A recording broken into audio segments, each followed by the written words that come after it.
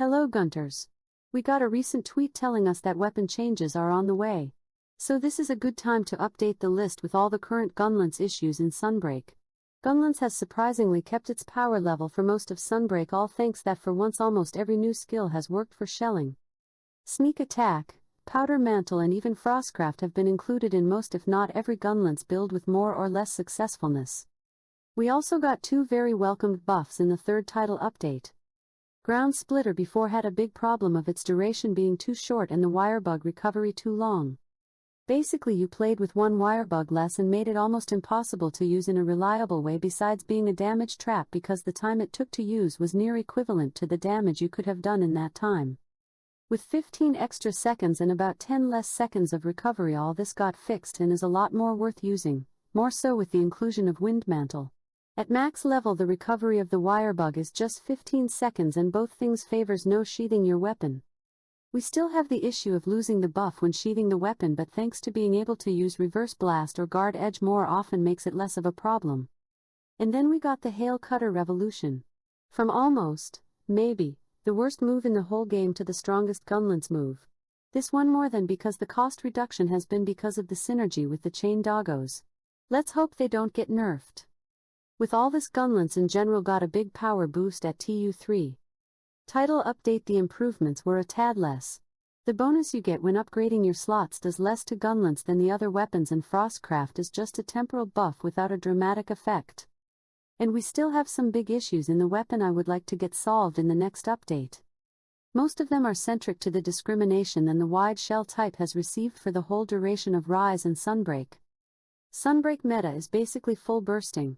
Reverse Blast Dash is no doubt the most centric move of Gunlance, being a 3-in-1. It is a move with huge iframes and super armor you can use to avoid damage.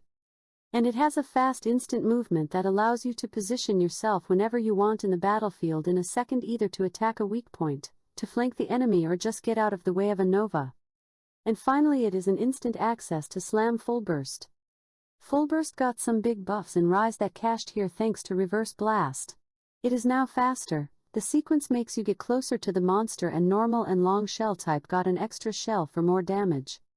Wide not only always has got the weakest burst of all three but also didn't got this extra shell, so you are shelling with 2 shells after a dash instead of the 4 and 6 of the other two. And not only that, the other 2 shell types also got their sharpness cost shaved in half. Wide is the weakest of all three and spends sharpness faster. The poke shell combo got no upgrades, and basically the 2 unique features of Wide are near useless. Charged shells are far behind in power, and the stronger version is even more pathetic. At the start of Sunbreak all shelling damage got around a 20% bonus, but charged shells only got like a 10%. They were weak already on Rise and got way more behind in Sunbreak. The strong version is not any better. Focus does nearly nothing to them and just take way too long to get going. In the time to charge a strong shell you can just reverse blast and burst, adding the damage of the slam and the shield bash. The other problem is Wormstake Cannon. The only Gunlance move that got 0 buffs from Rise. It is already too weak for normal and long, and its current only uses is to make Bullet Barrage deal more damage or to activate faster Intrepid Heart or the Mantle skills. And Wide don't get any of those. Its Wormstake does like 3 hits and is far too weak compared with Erupting Cannon that allows you to combo after using it. At this point I don't know if just buffing the stake's damage is enough, but go straight for a rework. I would love it if you always had access to the fast version and you could combo into shells poke like you can with Erupting Cannon. Erupting Cannon has the 30% bonus to damage and would still be the stronger of the two. But right now, Wormstake is a joke and sees no use. If it dealt more damage, you could decide if you wanted a big buff to melee or just more attack independent damage. These are the 2 biggest issues. Then we still have the Bullet Barrage problem of blowing up other people that could be easy to fix but doesn't seem they have any intention. Bullet Barrage also has the current issue of being nearly as powerful DPS-wise as just doing regular full burst combos, so there is no real use for it when it costs that much and takes some skill to use over just reversing your way into damage. Bullet Barrage is a pure shelling attack unaffected by your raw, and because that is suffering the power creep we are seeing with the new augmentation bonuses. At this point I think we just need an additional shell level for this. That seems to be the final update. The final move I want to talk about is Guard Edge. I love Guard Edge and I think it is wonderful. Before it was the glue that made Gunlance work, providing a good guard option and also recovering your sharpness. But currently is very eclipsed by Reverse Blast. Reverse Blast does nearly the same but is faster and allows you to move around. Guard Edge needs something to become an option over Reverse Blast Dash. A smaller cost would help, or to increase the invulnerability after guarding something.